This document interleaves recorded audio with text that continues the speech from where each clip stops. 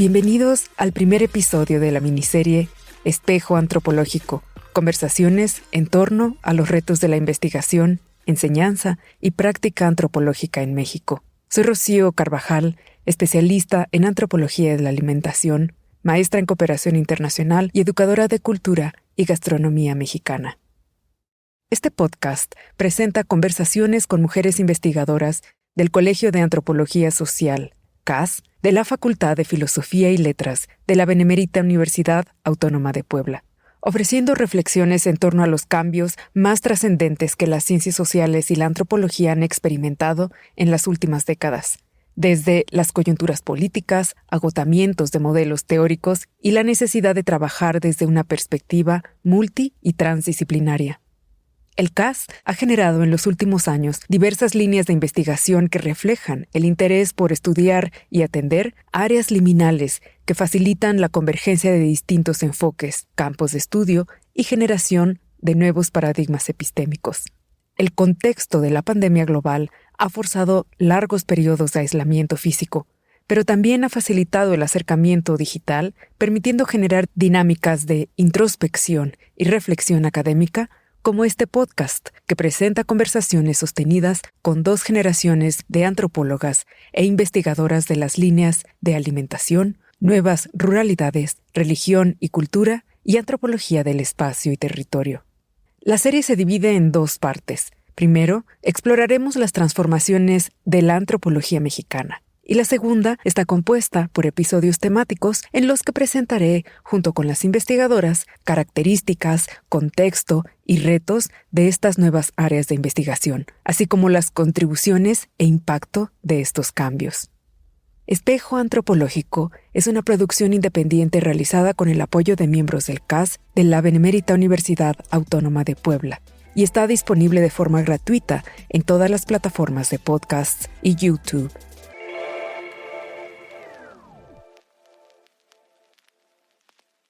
Primera parte.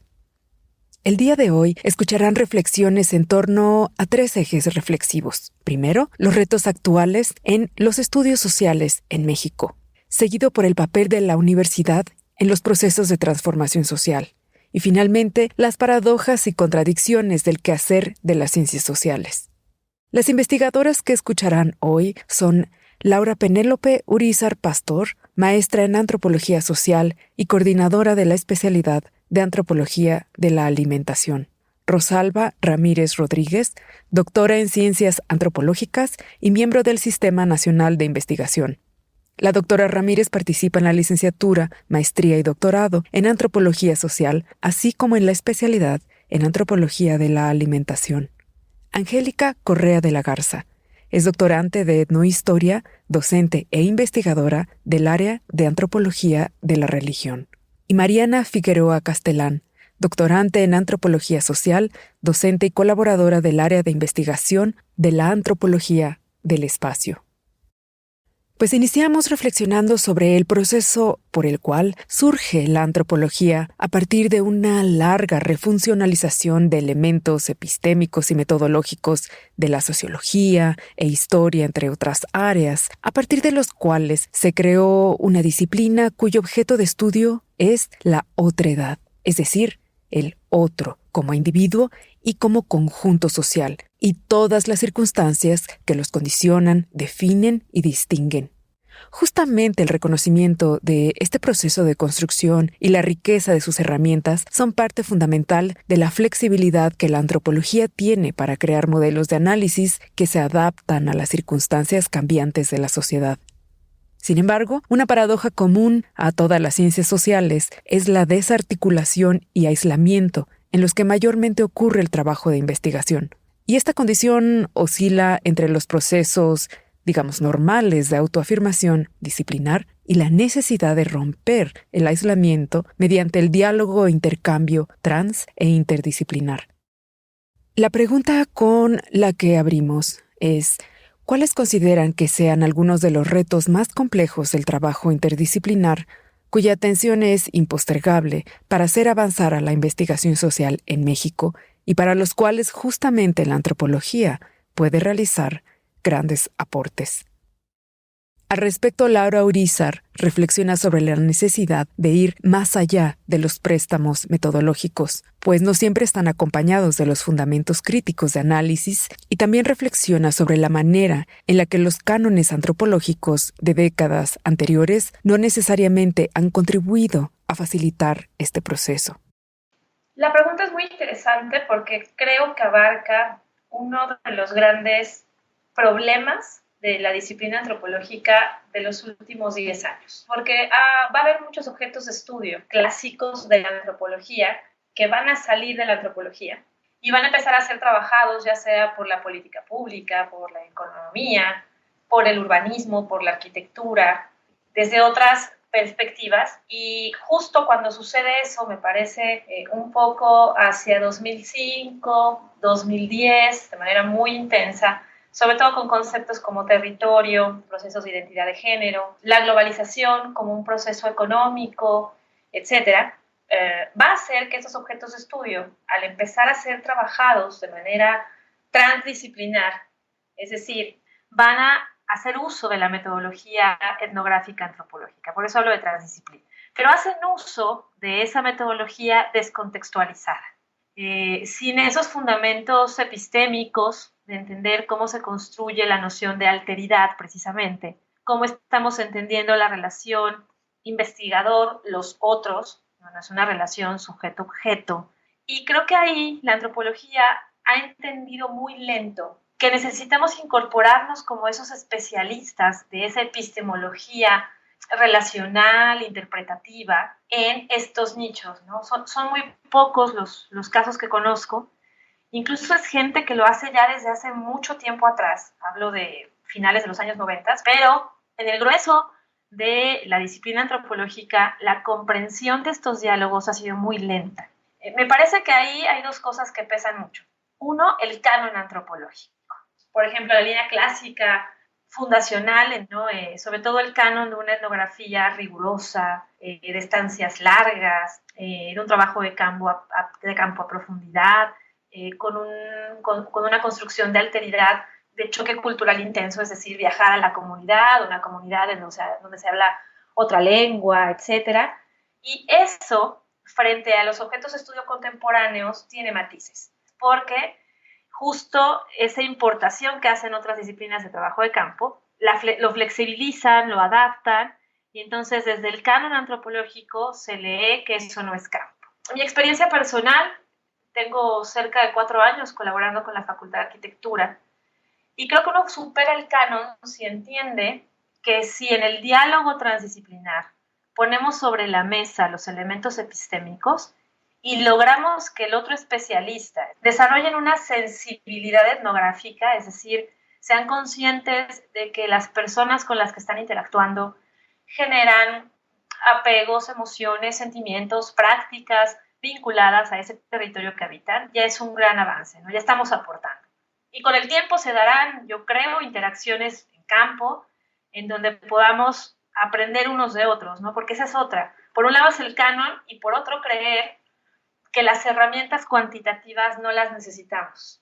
Cuando empiezo a hacer estos ejercicios, digamos, de salir de la antropología y entrar a otras disciplinas, justo por colaboraciones de proyectos de investigación, mi primera experiencia fue un proyecto con ASI que se llamó La Senda del Saber. Y ahí la idea era hacer una cartografía. Pues llegan los arquitectos y nos dicen, bueno, vamos a usar CAD, toda la información que ustedes levanten en campo tiene que descargarse en CAD, pero entendí que cuando uno aprende a usar ciertos softwares que lucen muy lejanos de nuestra práctica, agilizan el proceso, uno comprende de otra manera el levantamiento de la información, la construcción del dato, dialoga uno con los especialistas de otra manera, pero ha sido un proceso para mí que me ha llevado precisamente por un objeto de estudio que la antropología importó. Digamos, ese objeto de estudio que sería el espacio es propio de la geografía, luego lo trabaja la arquitectura y lo va a retomar la antropología social. Creo que esos son los dos elementos que tenemos que empezar a reflexionar, ¿no? El canon antropológico en relación al trabajo de campo, es decir, qué tanto nuestro padre Malinowski se puede seguir aplicando o qué tanto en ciertos contextos requiere ser flexibilizado y además un tratamiento dialógico. Y creo que ese es el reto. Si bien cada disciplina tiene un enfoque propio, caso de la antropología es dar cuenta de la diversidad cultural, dar cuenta de las pautas culturales características de un grupo, eso no impide diálogos complejos, conceptuales y metodológicos. Construirnos complejamente en el sentido de un diálogo y superar de alguna manera ese canon. Creo que uno de los grandes aportes de la antropología en general a cualquier disciplina es fundamentalmente metodológico en cuanto al enfoque para el tratamiento de esa realidad empírica y epistémico. La construcción del investigador como sujeto social y cómo ese sujeto social se relaciona con esa realidad empírica. De que esa objetividad y neutralidad de la ciencia no existe. Que más bien tenemos que ser conscientes de esas dimensiones subjetivas y de cómo impactan en la investigación. Si hay procesos de filtración subjetiva que tienen un impacto negativo, que invisibilizan a los actores, que niegan las realidades sociales, si mi postura política incidió en el tipo de proyecto que estoy desarrollando. Creo que en particular eso es algo que a mí, en estos diálogos, cuando salgo de casa, digámoslo así, de la zona de confort, es lo que hace que lo siga haciendo, ¿no? Porque además no es sencillo tratar de buscar los códigos comunicativos adecuados para poder establecer estos diálogos, ¿no?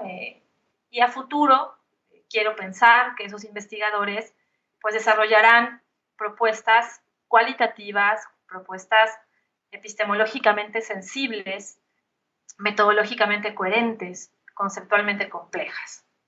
Con respecto a los aportes que la antropología hace a las ciencias sociales, Rosalba Ramírez pondera que si bien la perspectiva centrada en el sujeto puede llegar a ser una limitante para los propios trabajos antropológicos de décadas anteriores, esto ha llevado a un giro que incorpora una visión más holística. Sin embargo, es justamente el enfoque sobre la subjetividad vista a través de los individuos y las comunidades, continúa siendo un elemento enriquecedor para otras áreas de estudio. En el pensar antropológico, pues atendemos, defendemos y apostamos que la perspectiva del sujeto, que un acercamiento de carácter micro, pues es lo que va a aportar ejercicios muy pertinentes pues de comprensión hacia la vida social.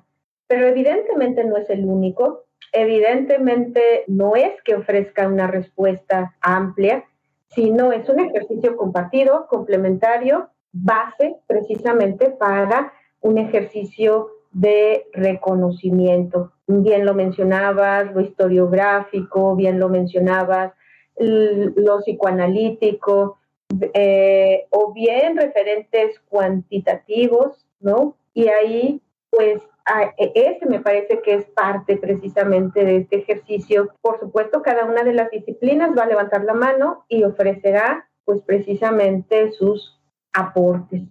Sin embargo, en estos contextos globales, neoliberales, posmodernos, ¿no? Pues las respuestas nos quedan cortas, ¿no? Incluso el propio plan de desarrollo del gobierno por parte de CONACYT, ¿no? Invita a pensar ahora en un ejercicio transfronteras, transconocimiento. Cómo atender, cómo abordar un determinado problema social desde la mirada y la coparticipación, no de un solo grupo, no desde una unidisciplina, sino desde un pluriverso. La interdisciplinariedad en la práctica se realiza de muchas maneras, entablando grupos complejos de trabajo, utilizando herramientas teóricas o metodológicas, pero también se lleva a cabo de manera personal, al migrar hacia otras disciplinas y vivir de esta forma el reto de adaptación y diálogo que implica profundos ejercicios intelectuales y personales, donde se reflejan las fortalezas y debilidades de nuestros mismos departamentos académicos. Angélica Correa nos comparte su experiencia transdisciplinar yendo de la antropología hacia la etnohistoria en sus estudios doctorales. Pienso que a veces esconderte mucho dentro de tu ciencia llega a limitarte la manera en la que tú puedes incluso llegar a aportar, ¿no? Pero también creo que es muy complicado hacer diálogos con otras ciencias, aprender el idioma de otra ciencia y traerlo para tu ciencia, ¿no? Siempre en todos lados digo, la antropología puede aportar y con una mirada antropológica esto se vería diferente, ¿no? Y efectivamente yo creo que esa formación te ayuda incluso a aprender cómo tu ciencia sumaría a otra ciencia, ¿no? Ya en un rollo más interdisciplinario, ¿no? Y cómo te invitan las otras ciencias a replantearte lo que tú haces.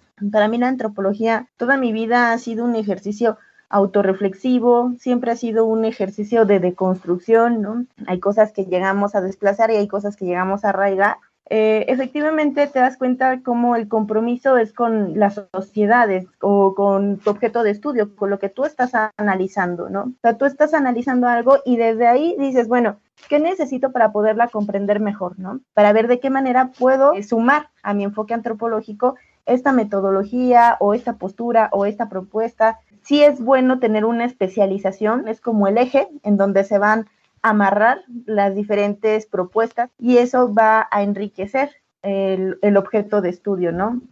Que puede ser cualquier práctica cultural, ¿no?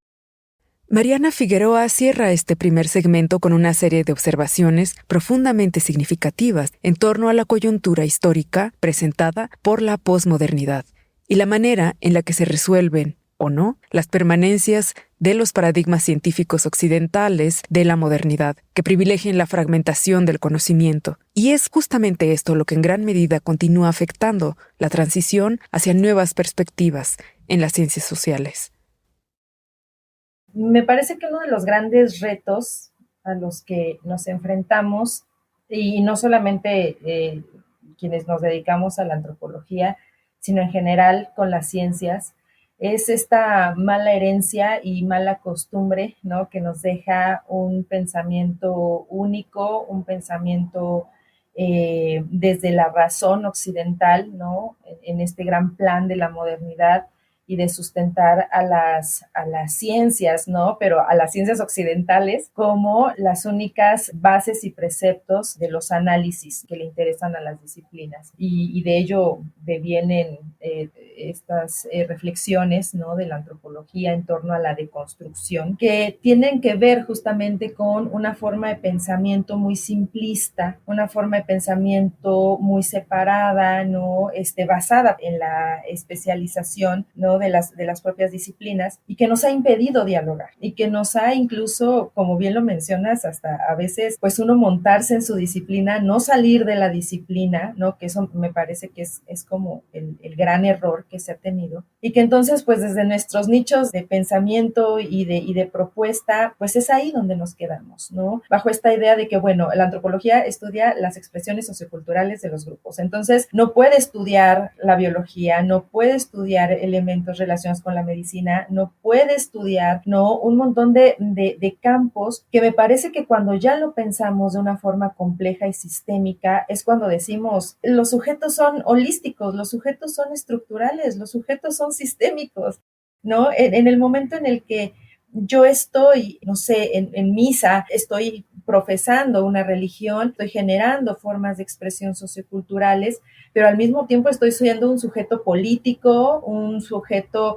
normado, un sujeto geográfico que funciona como materia prima de ciencias como la medicina, la física, la química. Hay un montón de explicaciones que si las vemos ya en su dimensión de complejidad y sistematicidad, es cuando nos tenemos que detener y decir, necesito perspectivas que enriquezcan la mía. Necesito dialogar con otras ciencias. Necesito saber que lo que yo le llamo representación social para un psicólogo es tal, para un médico es tal, para un ingeniero es tal. Creo que ese ha sido uno de los grandes retos. Somos muy celosos con nuestras disciplinas. Queremos ser los únicos que saben sobre algo y de repente eso ha causado más mal que bien. Me parece que ya es momento de abrirnos, es momento de conformar de grandes nichos interdisciplinarios y desde ahí me parece que se mueven mucho mejor las propuestas, se mueven mucho mejor las políticas públicas, se mueven mucho mejor los argumentos porque están más nutridos y tienen más puntos de vista.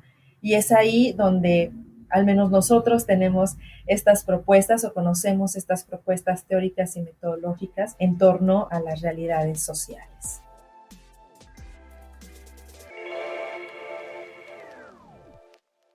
Segunda parte. Universidad y transformación social.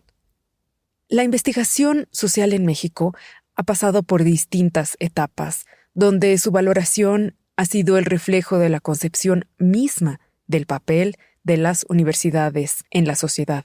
El cúmulo de cambios conceptuales nos han llevado a la resignificación de estas instituciones como agentes críticos de transformación. Esto ha incidido en la forma de valorar y legitimar los productos del trabajo que las universidades realizan. En muchos sentidos, podemos decir que la valoración de la docencia por sobre el valor de la investigación aún existe en muchas instituciones. Otras siguen considerando a la investigación como un fin en sí mismo, pero ahora es muy claro que las publicaciones, congresos y otras estrategias de socialización tampoco marcan el fin del ciclo y propósito del quehacer universitario y la investigación. Entonces, ¿qué es lo que sigue? Las discusiones hoy en día se centran sobre la relevancia de la investigación para responder a la pregunta ¿para qué hacemos esto? Y el impacto que buscamos generar con la investigación. Y es innegable que debemos generar espacios de reflexión en torno a estos cambios mediante conversaciones permanentes entre la sociedad y las instituciones educativas. Me interesaba saber entonces cómo ha vivido el CAS este proceso de transformación, qué cambios paradigmáticos han tenido sobre su quehacer para poder sumarse a los procesos de transformación social. Iniciamos con Rosalba Ramírez, quien nos ayuda a situar y contextualizar cómo el Colegio de Antropología Social surge y cuál ha sido el cambio teórico paradigmático más significativo de su propuesta educativa. Bueno, el colegio es un espacio académico relativamente joven, tiene 40 años. Puedo un poquito referir basándome en la revisión de los planes de estudio, los cuales reflejan los proyectos académicos, pero no solo los proyectos académicos, sino que también son el resultado y parte del contexto social, económico, político, en el cual la disciplina antropológica responde a esos patrones, a esas condiciones imperantes. Nuestros cambios paradigmáticos, me parece, que emerge y se presenta como un proyecto académico bajo una tendencia marxista, crítico, hacia los modelos sociales económicos imperantes. Se atendía formaciones sociales históricas, el modo de producción, se discutía la noción de clase, habida y por haber. Sin embargo, ese paradigma importante nos desligó de precisamente formar antropólogos sociales, ¿no? El inicio del Colegio de Antropología está precisamente muy vinculado en cómo pensar desde el marxismo la vida social. Por supuesto que la noción de cultura, la noción de identidad, quedaban como esa gran superestructura. Eso conlleva precisamente que pasa por un proceso de redireccionamiento, en el cual el paradigma precisamente que se busca, ¿no?, plantear precisamente un desplazamiento menos, voy a llamarlo así, menos material, menos estructural, a fin de dar paso al reconocimiento y al conocimiento precisamente de la otredad, pero no a partir de modelos de producción, sino las diferencias sociales y culturales. De modo que de un paradigma marxista hay un ejercicio de reacomodo, de transición, definiendo una política, por llamarlo así, académica, que sugiere precisamente pensar la noción, las expresiones de la cultura.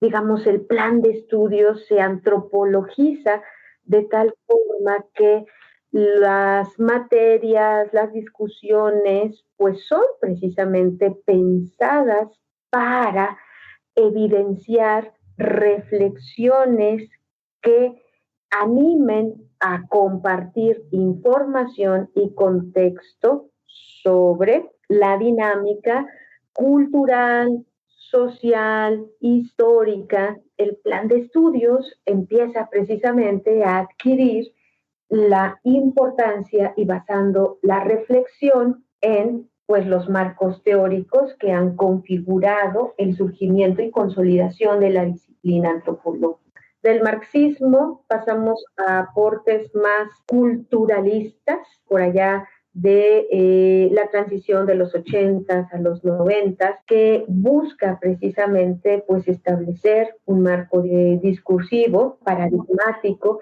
cuyo énfasis está precisamente en pensar la complejidad de la vida social. La antropología, al igual que otras ciencias sociales, enfrenta el reto de las tensiones entre el trabajo teórico y la investigación-acción. En la última década, estas perspectivas se han distanciado aún más y al mismo tiempo se observa un claro giro en la práctica docente, de campo y de vinculación con la sociedad, así como la importancia de proveer herramientas de autoconocimiento a las comunidades y los límites éticos que esto conlleva. Angélica Correa comparte sus reflexiones al respecto.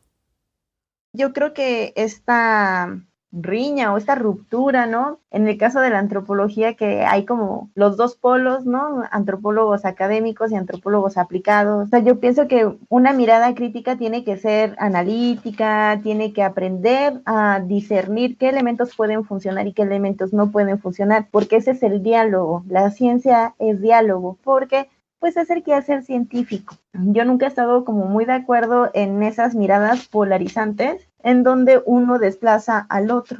Hacer un diálogo entre esta parte aplicada, esta parte académica, es fundamental, ¿no? Es un tema bastante complejo, ¿no? Esta manera en la que se articula lo académico con lo aplicado, ¿no? La manera en la que proyectamos nuestro conocimiento en una realidad.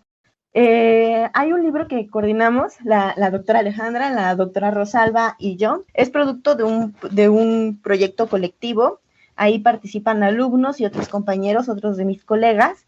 Y bueno, el punto es que viene la pandemia, ¿no? Y bueno, ya no puedo ir. Me sigo manteniendo en contacto. Empieza a cambiar los semáforos y tengo oportunidad de ir a Cholula. Y me encontré a una historiadora que trabaja en la Secretaría de Arte y Cultura, le regalo el libro.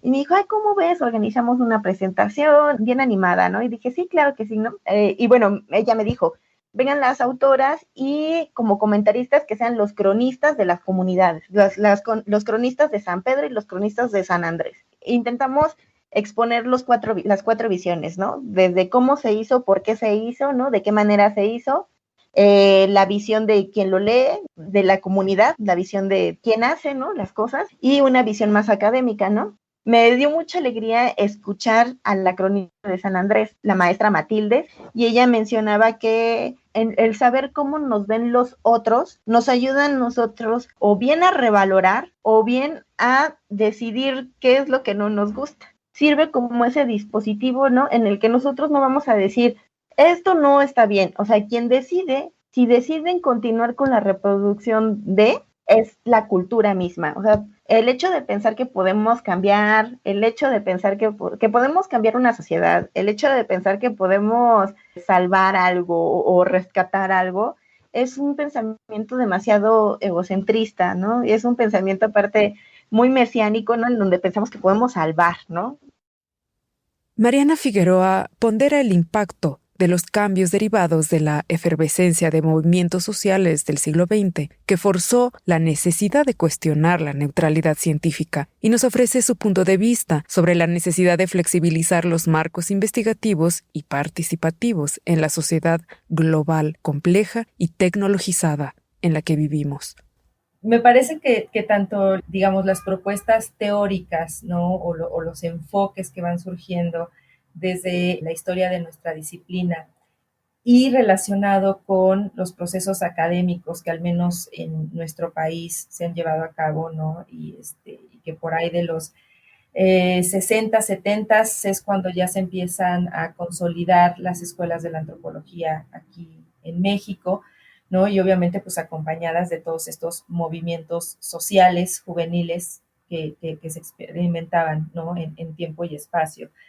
Entonces, creo que surgen de manera paralela este compromiso o estas incluso ganas e inquietudes que vamos teniendo y que nos invita a hacer como un poco más, ¿no? De lo que las rutas curriculares van estableciendo. Entonces, prácticamente contradictorio ser antropólogo, ¿no? Y no querer intervenir en tu realidad social. Siempre tienes ese gusanito que de alguna u otra manera quieres intervenir, conocer, quieres aplicar, quieres sobre todo que se dé a conocer lo que está haciendo la disciplina.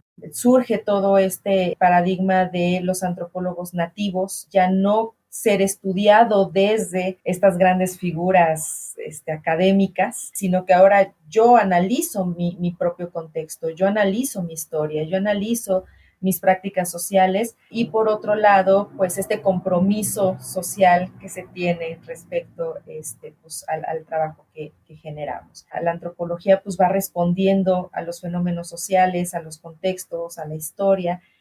Entonces, pues a mí me toca la colita de ir saliendo de una discusión marxista, digamos ya como discurso, incluso hasta académico. Fue un poco complicado porque pues yo me estaba orientando a los estudios simbólicos, desde los significados, ya no solo desde lo observable. Entonces, el generar ahí discusión en clase y el propuestas de investigación que a lo mejor incluso hasta docentes no tenían como la intención de dirigir, ¿no? Porque pues la vida se explicaba a partir del materialismo histórico y sí, ¿no? Hubo su momento en el que el marxismo podía explicar ciertas coyunturas, pero me parece que ahorita hay otras discusiones y me parece que estamos también en la puerta, tenemos aquí en la esquina, ¿no? Todo este proceso de tecnificación y tecnologización de la vida. Tenemos también que abordar eso, tenemos que empezar a hablar de globalización, que es una de las materias que yo imparto. Ahí irnos sumando también a todas estas coyunturas pues, que son importantes, ¿no?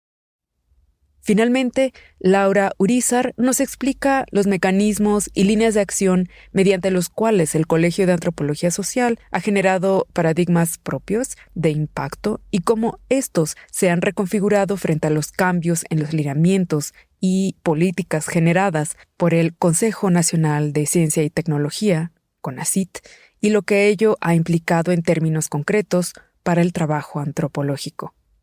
La transformación en torno al impacto social de la investigación es muy reciente. De los últimos 6 años a la fecha es donde, además, los cambios han sido institucionales y las exigencias y las demandas derivan desde el CONACYT, ¿no? La investigación ya no puede ser puramente académica. Pero en el caso del Colegio de Antropología Social, y eso tiene que ver con una discusión ética del trabajo de campo antropológico, desde hace al menos 15 años, hay una preocupación constante por el grupo de investigadores del colegio y que además son los que forman a los estudiantes como investigadores en los procesos de retribución a las comunidades, ¿no? Esta idea de enseñar a los estudiantes y de nosotros mismos como investigadores tener presente que no va solo en un ejercicio extractivo. Se les forma a los estudiantes etnográficamente pensando en la retribución. Y en ese sentido, desde hace muchos años, las retribuciones tienen diversos niveles. Se ha trabajado, por ejemplo, elaborando monografías temáticas que se le entregan a las comunidades. Y hemos visto cómo las comunidades hacen uso de estas monografías. Te las llevan para platicar con el presidente municipal y decirle, mira, aquí hay evidencia de esto y por eso necesitamos este recurso. Ellos mismos las reimprimen y entonces las apropian, las leen. Finalmente hay un ejercicio de reconocimiento de su propia comunidad. Y así es como estamos trabajando. Todas las líneas hacen este ejercicio de retribución. Sin embargo, hoy en día nos llegó el paradigma de la ciencia de frontera. Implica un impacto medible y cuantificable. ¿A cuánta población? ¿De qué manera le impactaste? ¿Su calidad de vida? ¿En qué mejoró? ¿Qué hiciste? Sí, es decir, la investigación etnográfica es muy útil para el conocimiento de la diversidad, para visibilizar las diferencias, pero luego de eso, ¿qué sigue, no? El reto ahora es sistematizarlo e institucionalizarlo. Eso también nos está llevando a reflexionar las nuevas necesidades del estudiante. ¿Qué otras herramientas necesitan? Entonces, creo que ese es el panorama general en el que se está moviendo el colegio, pero sí entendemos que la realidad hoy en día requiere de estos cambios en el manejo de la formación, por un lado, de nuestros estudiantes y en la vinculación que hacemos con la sociedad civil.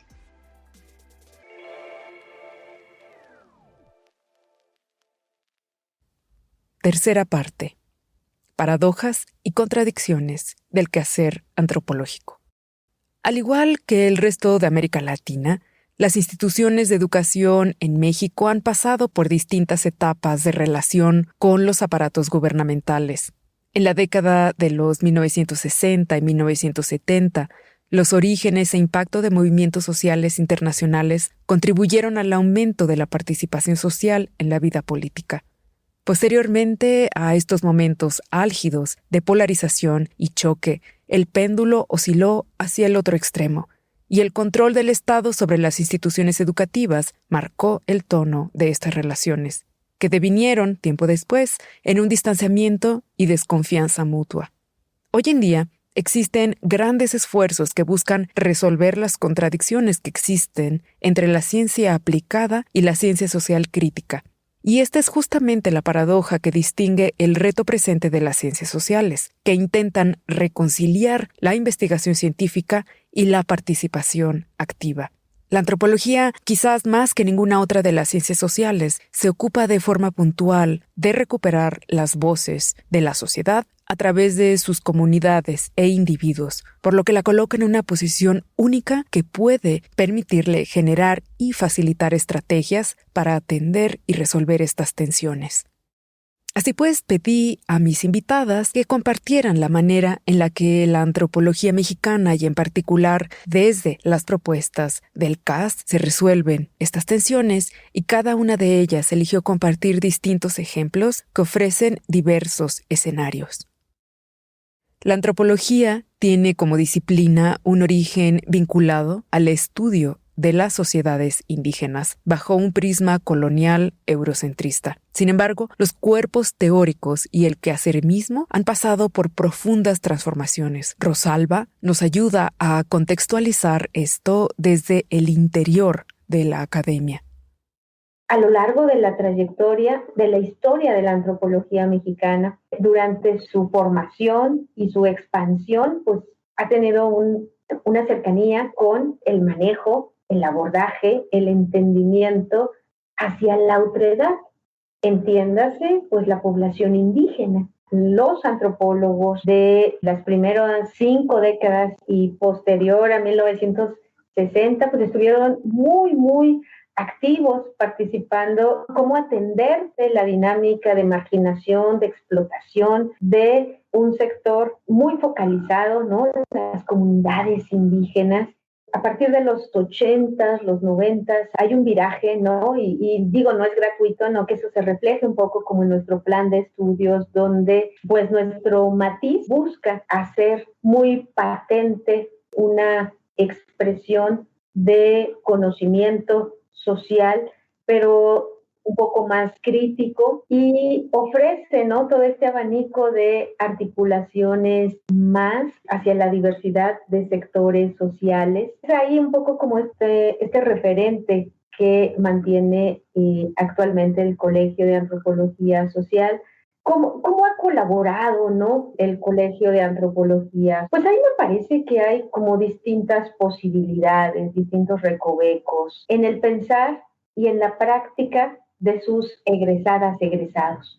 Pero también por parte de la planta de profesores que buscan establecer una serie de articulaciones con los distintos sectores sociales. Pues se vinculan ya sea con ONGs, habitantes o con ciertos sectores muy específicos de la sociedad, desde la colaboración, estos ejercicios de acompañamiento con distintos nichos urbanos, rurales, en la medida de lo posible muy horizontal, a partir de recuperar, atender pues las experiencias y las trayectorias de los grupos. Ahí me parece que tenemos ahí un abanico que refleja los proyectos y la forma en la que pues la antropología y por supuesto sus practicantes buscan establecer referentes de interrelación.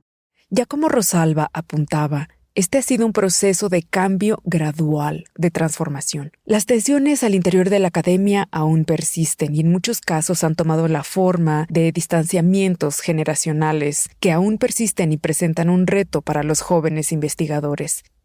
Al respecto, Angélica Correa comparte su punto de vista y también ofrece un interesante ejemplo de una dinámica rica y fructífera de trabajo participativo como a los que aludía Rosalba, incorporando un elemento de autocrítica, donde nos advierte los riesgos de ciertos posicionamientos de los investigadores con respecto al alcance y objetivo de su trabajo. Una ventaja de este enfoque, ¿no?, es que nos permite poder entender, ¿no?, poder comprender que siempre existe una respuesta social. No es que el ejercicio del poder venga meramente de forma vertical y de repente se invisibiliza totalmente la respuesta cultural que pudieron tener los grupos humanos o que tienen actualmente los grupos humanos, ¿no? O sea, no damos cuenta de una trama, ¿no?, de cómo es que se teje una configuración actual. Y, por ejemplo, cuando hablamos de sistemas de cargos, se condensa una comunidad, ¿no? En el sistema de cargos se tejen alianzas, en el sistema de cargos es un espacio, es una estructura para poder buscar esas proyecciones sociales a futuro, ¿no? Poder tomar determinaciones, poder tomar decisiones, ¿no? Y saber cómo te articulas con esas estructuras de poder. Son elementos dialógicos que si los separamos, ¿no? O sea, si separamos, por ejemplo, el poder, ¿no?, de la autonomía, pues no se va a ver toda la trama, no se va a poder leer toda esa trama que llevó a la configuración actual de esa cultura, ¿no? Los ejercicios de poder se pueden ver en todos los niveles y en todas las relaciones, incluso al interior de una misma estructura. Por ejemplo, yo te puedo decir que en el sistema de cargos no todo es color de rosa, ¿no? Al interior también hay tensiones, ¿no?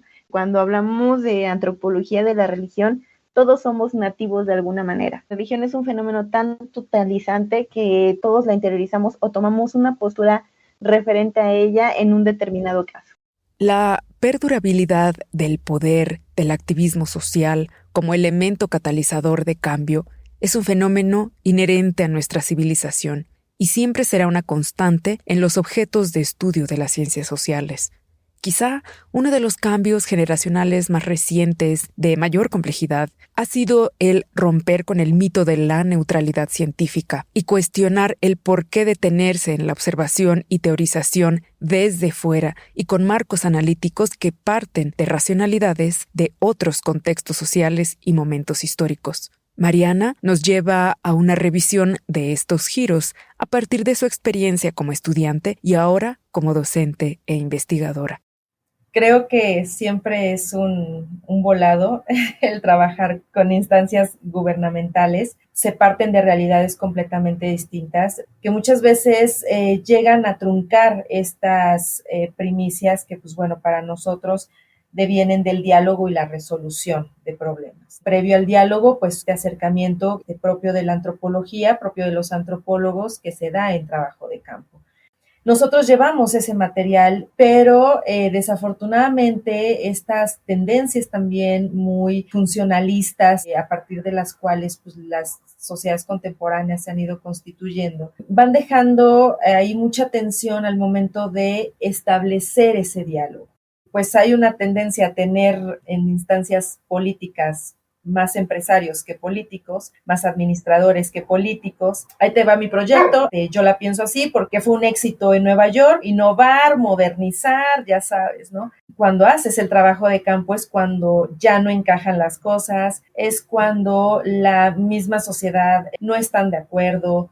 Entonces, ya el momento del diálogo, pues es el complicado, ¿no? Aparte de que, bueno, pues te dicen, te quiero que en 10 cuartillas me digas el problema, la solución, qué piensas, tu teoría, te dime en 3 pasos qué es lo que tengo que hacer. Se llega a ser una situación, pues sí, un tanto complicada porque no queremos estar en el mismo idioma, porque no queremos establecer el diálogo, porque no tenemos tiempo para establecer el diálogo. Hemos resuelto, ¿no?, con diagnósticos, con peritajes antropológicos, digamos ya no la etnografía clásica, ¿no? Y aunado a esto, pues viene Ahora, trabajar también con las industrias culturales, con las empresas, que incluso pues están trastocando ya los órdenes de los estados-nación y son ellas ahora quienes se están posicionando como principio y fin de la información, de la reflexión, de la mercantilización y tratar de entender una perspectiva que pues va muy relacionada con marketing, diseño gráfico, ¿no? Bueno, ahí también ya nos estamos metiendo porque creo que lo están exigiendo las sociedades contemporáneas. Laura Urízar cierra este episodio con una serie de apuntes que ponen en contexto cómo los paradigmas de evaluación de la investigación actual, centrados en la generación de impacto desde una perspectiva cuantitativa, han forzado adaptaciones en las relaciones que la academia antropológica entabla con la sociedad y los distintos aparatos e instancias gubernamentales, las tensiones derivadas y las formas más funcionales de resolución participativa y dialógica de estos conflictos. Los riesgos han estado en el tipo de proyectos. De pronto un día te encuentras con la Comisión Nacional Forestal exponiéndote los conflictos que se han vivido con los parques nacionales, con las reservas naturales, como lo son la Malinche, por ejemplo. Pues te das cuenta que hay muchas cosas que no se saben de ella. En mi experiencia, precisamente en investigación de este tipo, creo que esa es la vía por la cual se resuelve esta tensión. Si uno logra visibilizar eso que no se sabe de la comunidad y divulgarlo, ya es un gran aporte. Parecería que un libro no hace nada, porque el resultado de ese proyecto que solicitó la Comisión Nacional Forestal fue un diagnóstico sociocultural, ¿no? Un diagnóstico que hablara de la dimensión económica, de la dimensión política de la comunidad, de la dimensión sagrada y cosmovisiva, empleo, etc. Entonces, el resultado es un libro, como tal, que se le entregó a la Comisión Nacional Forestal y que se le entregó a los habitantes de la comunidad. Pero el proceso, digamos, lo de revisión editorial, no lo hicimos en solitario. Lo leyó la comunidad y lo leyó la Comisión Nacional Forestal. Y en ese proceso se incorporaron sus visiones en el diagnóstico, ¿no? Creo que las tensiones se resuelven cuando tú haces parte a la comunidad de un proceso de investigación que está vinculado al Estado. Debe ser totalmente transparente, que no quede esa sensación para la comunidad de que sirves como a dos amos, ¿no? Sino de que el proceso es completamente transparente. Por otro lado, cuando el antropólogo es solicitado como una voz experta en el diseño de políticas públicas, es donde hay más dificultades. Ahí es donde es más compleja la relación, porque obviamente el antropólogo es profundamente crítico, y además esa mirada crítica generalmente es incómoda, porque tenemos la mala costumbre de decir lo que nadie quiere escuchar. Y en esas experiencias que te cuento en mi caso personal con el INPLAN, hace 2 años, por ejemplo, trajeron a un especialista que diseñó una metodología para hacer parques públicos, inspirado en los parques elevados de Nueva York, una metodología que replica un poco la cartografía participativa, pero justo cuando empezó a explicar el proceso de selección de actores sociales, uno se daba cuenta pues que se activaban las redes electorales. Y justo ahí, pues, Laura levanta la mano y yo les dije, es que me parece que eso no es un ejercicio participativo y que tiene un sesgo político. Y entonces había una visión gentrificadora del parque, ¿no? Saquemos al señor de las papas, saquemos a la tamalera, pongamos una cafetería, pongamos un Petco para las mascotas, y justo de nuevo va la crítica, ¿no? Entonces, ¿para quién es el parque? ¿O para quiénes va a ser el parque? Porque no va a ser para toda la población, y estamos hablando precisamente de un espacio público.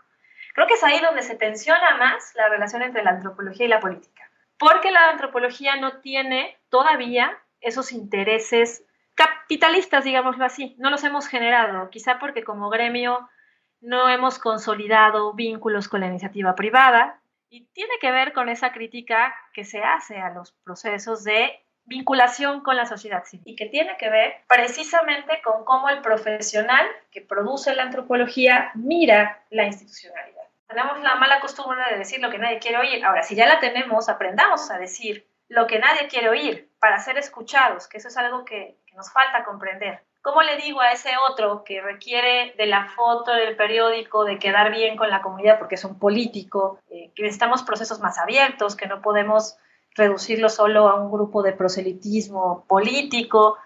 Más bien creo que tenemos que profundizar un poco también en esas relaciones políticas. a las que no le queremos entrar. Esa es la verdad también. Es un ámbito que no queremos profundizar porque en el imaginario creo que pensamos que nos saca de la investigación, que nos va a poner a hacer otras cosas, y creo que si, digamos, en el mediano plazo surgen voces que se animen a hacerlo, tendremos interlocutores. Al final nos ha faltado enseñar a nuestros alumnos que quizá no todo es la investigación. Gracias por escuchar esta primera parte de Espejo Antropológico, conversaciones en torno a los retos de la antropología mexicana. Esta miniserie es producida y presentada por mí, Rocío Carvajal, especialista en antropología de la alimentación, maestra en cooperación internacional y educadora de cultura y gastronomía mexicana.